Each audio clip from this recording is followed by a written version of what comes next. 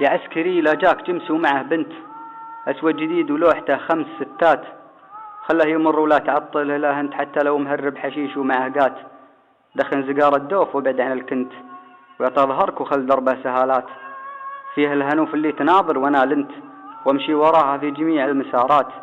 أدي عسى يتعطل الجمس يا بنت ولا يوقف في مكان استراحات، لأنه توجه للحدود وتيقنت